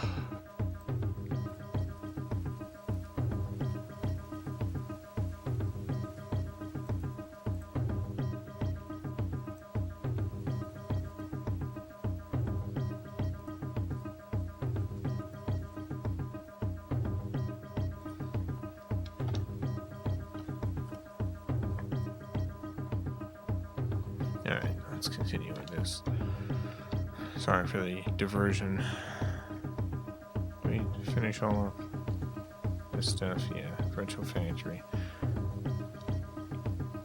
Garage VR! Let's learn about Garage VR with Linda Jacobson. How's it going, Linda? Garage VR is a general term for VR created by computer users with a handmade, hobby-like feel. Until now, virtual reality has been thought to be impossible to create without high-end, expensive CG machines. But as computers become faster and cheaper, this kind of handmade Curry-style VR, I don't know what that means, is turning into a major trend that cannot be ignored. In Los Angeles, some people are starting venture businesses. Garage Virtual Reality, Linda Jacobson, Sam's Publishing. I'm sure that means something in Japan. I'm sure I'm sure that has some sort of meaning. It is completely lost on me. Let's see what Linda's got to say. I want to hear what Linda's got to say.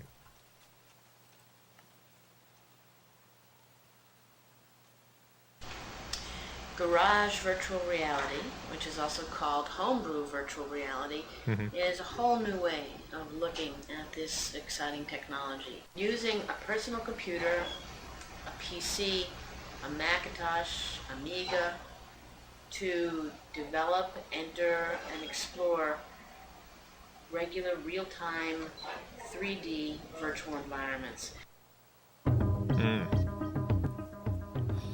Interesting. I'm also getting the YouTube I'm Done video recommended by the algorithm. Yeah, I have specifically not clicked on that every time it's come up, which has been a lot. It's come up a lot. I'm worried. So at some point the YouTube algorithm started recommending me, and this really dogged me up for a little bit. It started recommending me videos from YouTubers I'd never heard of, never seen, never interacted with, never knew existed. Videos posted after their death. Like videos that they had scheduled for release after they died. And YouTube just started recommending these to me, like, left and right. I was like, I would see a video recommended, it would be like, update. And I'd be like, update? Who is this? I don't know who this is. And I would click on it. It was like, if you're seeing this, I am dead. Like, what? And then a bunch of people in the comments be like, oh no. Oh God. It's like, oh, well, now I feel bad. I don't know who this was, but I feel bad about it now. And this happened over and over again. So when I see a video from a YouTuber I don't know, I don't click on it anymore. Oh my God, look. LCD shutter glasses, interface, keyboard. There's a hand. Power glove!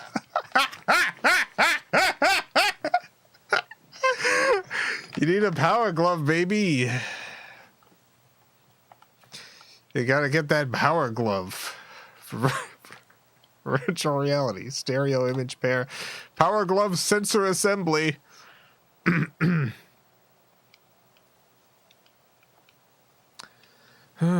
that a rabbit hole Scuffy might have gone down? No, absolutely not. That's 100% not a Scuffy thing either.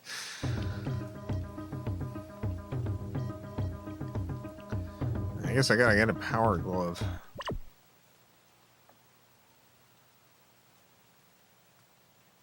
Garage virtual reality, 3D model database, VR software, VR application, virtual world, sound card, video card, RGB to NTSC signal converter, optional head-mounted display, optional. Is it optional for VR?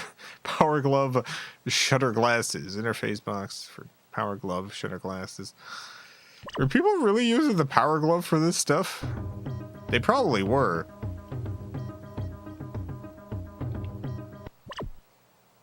Garage virtual reality. Sensorama. Oh, heck yeah. Yeah. Here we go, baby. Let's get our power glove on. Nailed it.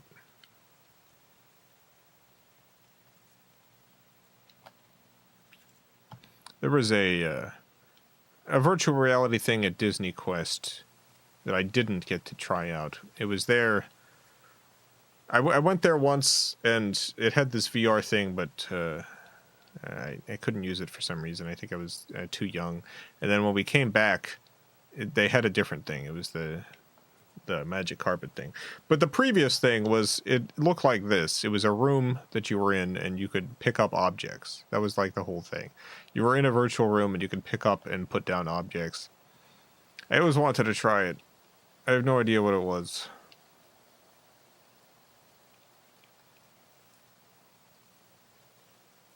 VReam. VReam.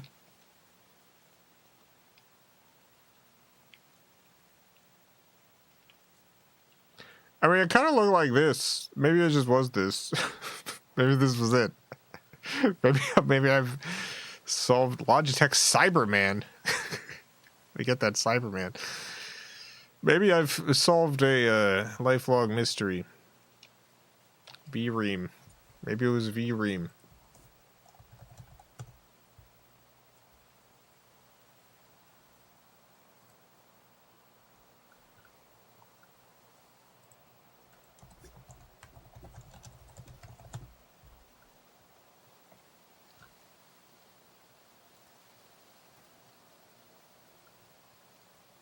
I'm looking up VReam stuff now.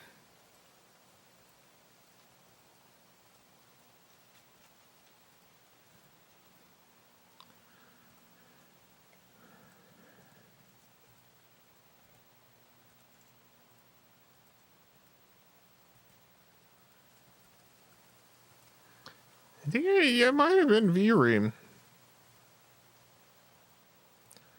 It might have been something by VReam. It's actually, because this hand looks familiar. Yeah.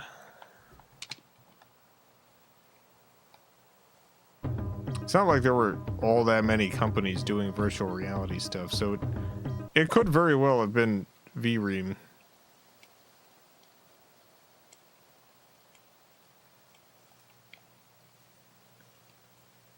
The immersion probe. How would you like to use the immersion probe? The ultimate VR experience.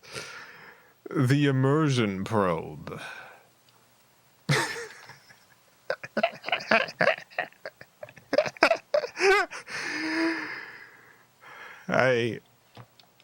Would you utilize the immersion probe?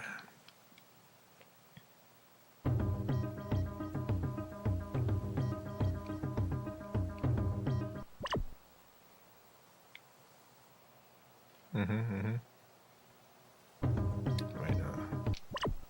Zoom in here. Eye. Note that the eye is centered on the lens, and wedge prisms are used to converge the two images. That's how it works. Oh, that's the Buckeye again. ベンヤミンが関わってるポントンメディアアートラボってヨーロッパにあるんだ。ヨーロッパのサブプールにもポントンのメンバーが誰かいたはずだぞ。Yeah. Nice. $100 system. Excellent. Oh, we're at the end of the stream. There's still so much of this game to go, so I guess I'll save here and continue on next week. We'll see the rest of the VR next week. Next week we'll look at even more VR stuff. This has been a wonderful experience. I can't wait to see more of this. We're still only on section 6 of 11, so there's still plenty more to see. I cannot believe how much stuff there is in this game.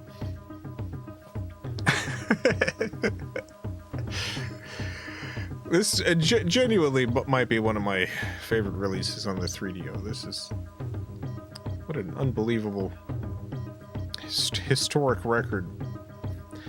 I feel like this is a really great way to look at this sort of technology of the era and this sort of digital art and stuff of the era in an experience like this, because it's so well matched. Like, if you were to put together like a modern sort of like educational museum of art and technology from this era, you would make it look like this. This is the way to do it. Oh, what a treat. Special thanks to the FilmCow Patreon supporters. Greatly appreciate the support.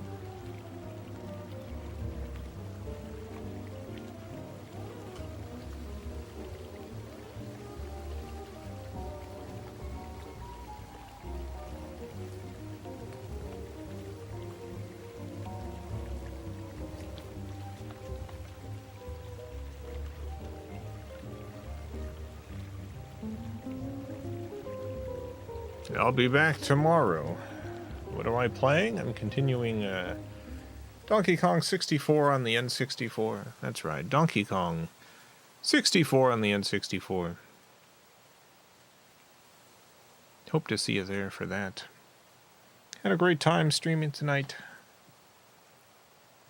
Great time playing this.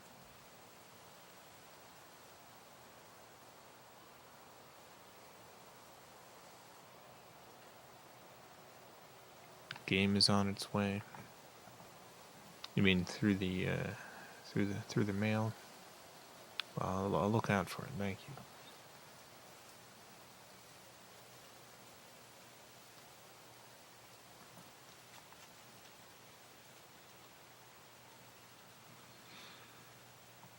I will look out at my P.O. box.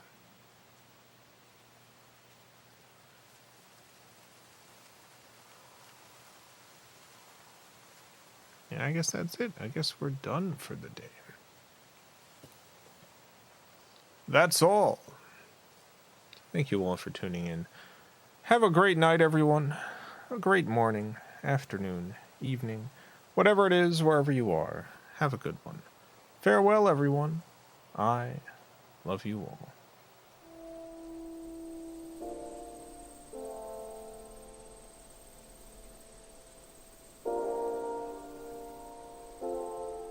Blah, blah, blah, blah, blah. Malphazar, thank you for the $2. And yes, blah, blah, blah, blah, blah, blah, blah. Blah, blah, blah, blah. But really, thank you for the $2, Malphazar. Appreciate it. Goodbye again.